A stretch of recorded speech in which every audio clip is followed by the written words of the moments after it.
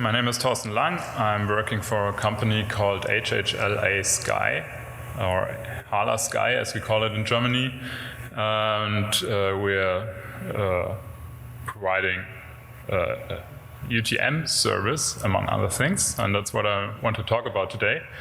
UTM means use-based traffic management, and it is a system for authorizing flights in the so-called use space. I will tell you more about in a minute.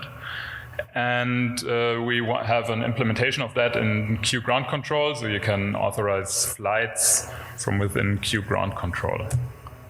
So let me first tell you a little bit about HHLA Sky. We are a 100% subsidiary of the HHLA AG, which is a company that operates the port in Hamburg City.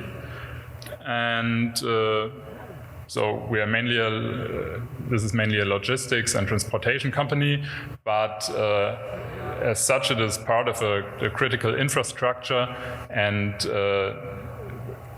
in 2018, or a little bit before that even, they started using drones to inspect container cranes. And we realized that there's more need for such kind of applications. And so HHLA decided to found a company for making these services available for the wider industry. So by now we have more than 60 people working in the company, and we have a lot of products that include UAS and robotics. We have an integrated control center from which you can manage all these drones that you want to fly and monitor them and control them. And we have a UAS traffic management system. And one of our key selling points is that everything is cyber secure, and we are certified according to IEC 62443. We have clients in all over the world, in Germany, North America, Southeast Asia, and we are a consortium member of the leading German UTM projects. And as a fun fact, we have won the Deutsche Innovationspreis, which translates to German Innovation Award, but it's a different prize actually with the same name, so you must be careful with that. And all right, so let's go to the use space. A use space is a bounded area somewhere, for example in Hamburg or in any other city or anywhere, basically, that is available for drones, and there's a so-called use-based regulation. The EU has a new regulation for drones or unmanned aircrafts, basically, that are supposed to be able to fly in the use space, and the system is supposed to be safe and secure for drones. And there's the need to have a kind of segregation from the manned aircraft traffic, and also you're not allowed to fly over critical infrastructure like an airport or a power plant, and all of this is part of this use-based regulation. So in the future, drones will have to fly according to this regulation. And in order to do that, they need to you need to authorize your flights, you need to plan them and authorize them with a so-called USSP, a use-based service provider. And what is HHLA Sky's role in this context? So there are many UAS operators. They might use all kinds of tools. For example, they might use our integrated control center, or they might use Q ground control or any other thing, mission planner, whatever. And you want to fly with your drone, and then in order to do that, you have to authorize your flight with a use-based service provider. For example, what we are going to offer, but there can be many of these use-based service providers, and they need to exchange data possibly. I'll come to that. And when you have authorized your flight, you need to provide telemetry data and so on. I will also come to this. So there are a couple of services that a use-based service provider needs to provide. For example, a geo-awareness service, which makes data available about where you can fly and where you can't fly. Then there's a UAS flight authorization service, which is a service where you can get your flights authorized and activate them and deactivate them, deauthorize them, and a network identification service, which means that when you fly, you need to send back telemetry, and this is in order for other operators to be able to see your drone and drones of other people as well. The USSP also needs to provide traffic information, for example, from manned aircraft and all kinds of things that may be in this use space. And this traffic information also needs to be provided to the UAS operator. There's also a conformance monitoring service. So when you have authorized your flight, you have been assigned a part of the use space where you're allowed to fly. For example, a geofence, a 3D geofence, or even a 4D geofence when the geofence could change with time. We don't do this at the moment, but it is possible. And you need to fly within that zone, otherwise you are not conformant. And this is the conformance monitoring service. So, and the USSP needs to use this data and communicate with other USSPs that potentially operate in the same use space or nearby use spaces. If they're not nearby, you don't really need to exchange any data, but so there needs to be some means of communications between these use-based service providers. The USSP also needs traffic data sources for manned aircraft, for example. It needs to have connection to authorities and air traffic control.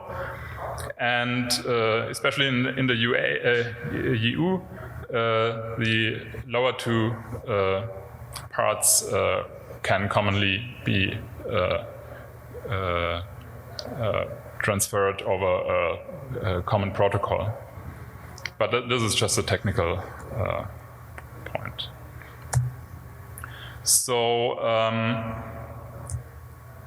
one step back. So, as I told you, the UAS operator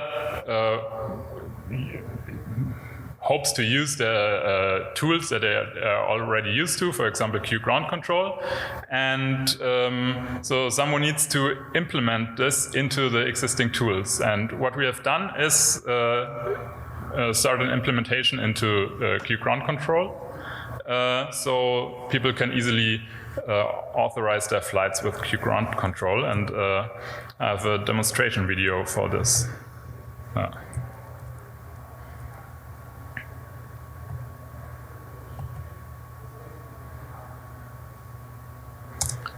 So here you see Q-ground control, and we are going to fly around the Elbphilharmonie, which is a pretty famous building in Hamburg. This one, and the user just plans their waypoints around the building as usual.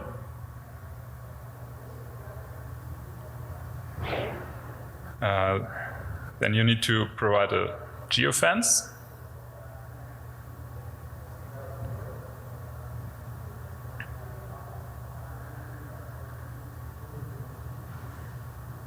And what happens then is that there is a new function in QGround control where you can enter all the data for the mission, when you want to fly, when the flight ends, whether there's a VLOS or BVLOS flight, and so on. You can select a drone, and then you can request an authorization. Now your flight is authorized, and you can see this in our USSPs service provider portal, where you can see the flight appearing. There it is, and now it turns blue because it is authorized.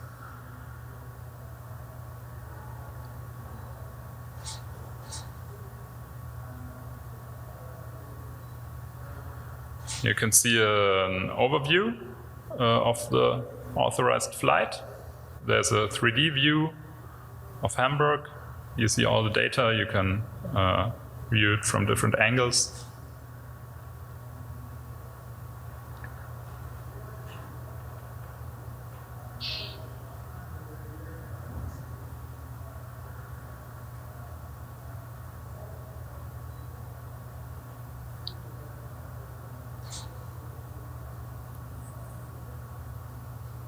And when you're happy with that, you can go back to QGround control. You don't need to go to the USSP actually. QGround control says the flight is authorized, but now you can go to QGround control and activate this flight whenever you like. You don't need to do this at the same time when you want to fly. You can do this in different steps. So there's a slider appearing, and now the flight is successfully activated. So it was authorized, now it is activated, and when it is activated, you can start flying. So now the drone is starting to fly.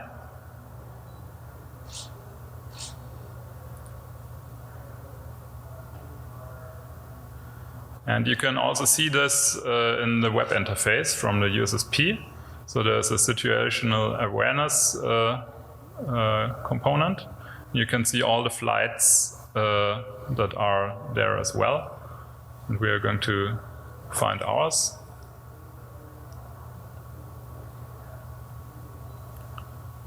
So of course this is not actually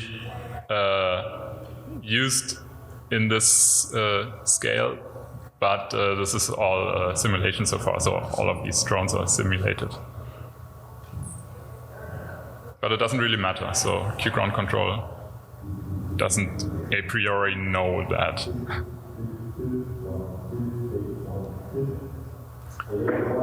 And so here you can see that we know where the drone flies. We are getting the telemetry data, and we can monitor whether the drone is still within its authorized geofence.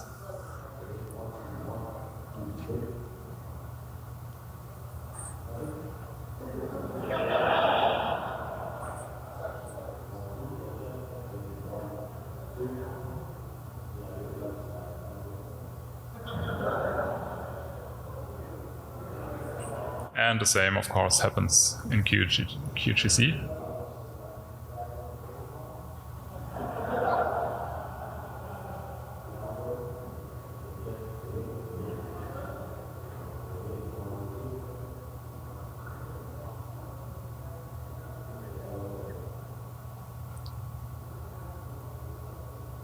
So after the drone has landed, you need to deactivate the flight in order to tell the USSP that you're finished with your mission, because otherwise you would be able to start again if you want to, as long as your flight is within the authorized time window. Yeah, and that's it so far. Of course, this is not all that we want to do. This is just where we have gotten so far.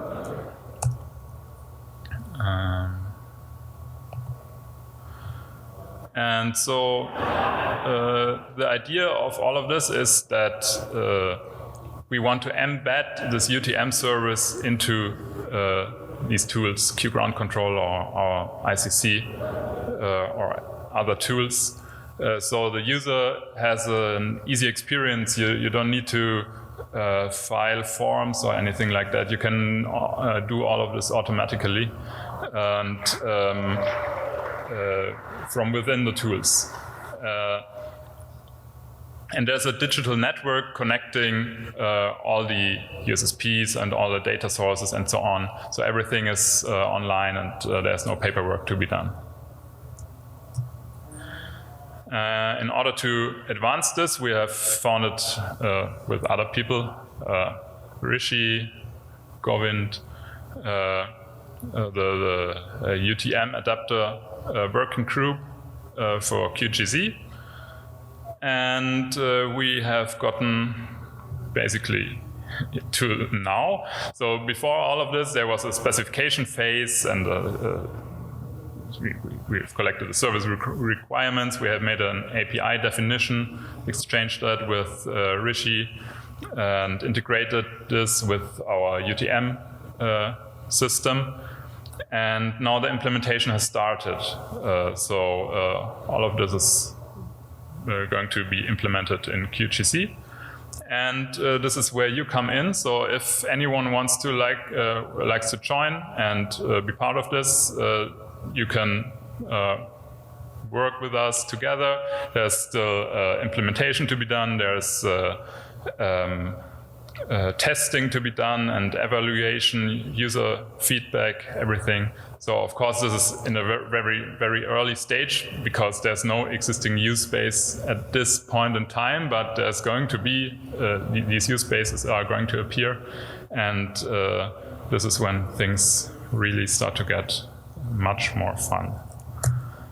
So what are the next steps? As I've told you earlier, there is a need to display traffic information from the USSP and from the ATC and so on in Q ground control. So the idea is that there's always a kind of mini map. When you zoom in, you still see the whole picture of where other drones might be flying, and then the drones turn red when they get close, in close proximity and so on. So this is the kind of thing we are going to develop next. And so if you're interested in contributing, you can, for example, join the bi-weekly meetings every second Thursdays at 4:30 p.m. Central European time on Discord.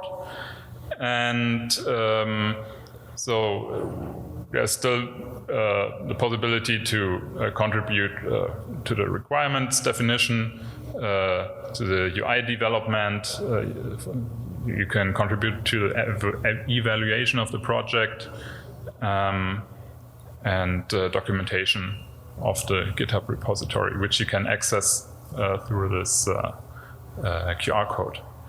If you have further questions, you can reach out to any of us, to the people who are listed here.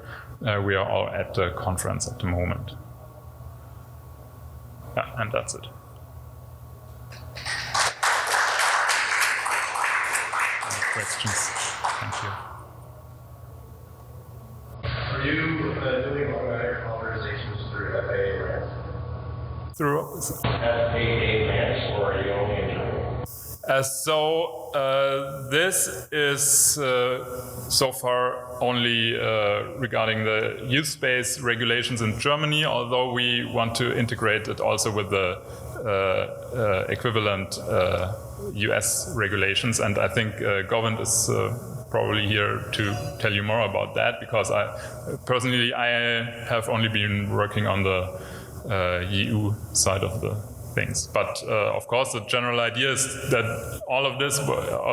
if this ends up in QGC, then it is supposed to work with all regulations worldwide that have a similar.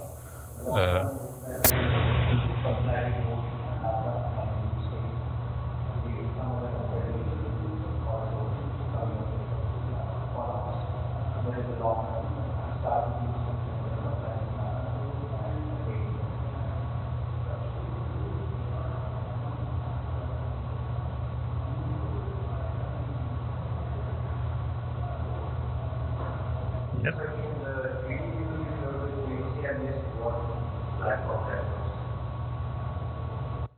Sorry, I didn't.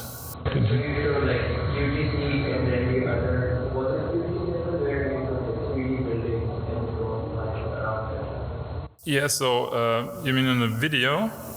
Yes, this is QGC, and then the video switched from QGC to a view, a web interface, this thing, or the one that you wanted to see is, for example, this, or yeah, this. This is built into the web interface where you can see all the authorized flights in the USSP, at least those that are interesting for you. So at the moment you see all flights, but there's a possibility to filter it and look only at things that you're interested in, sorted by time.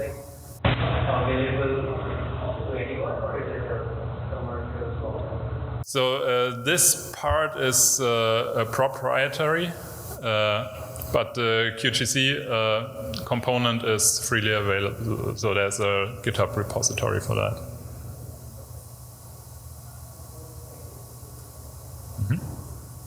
Welcome.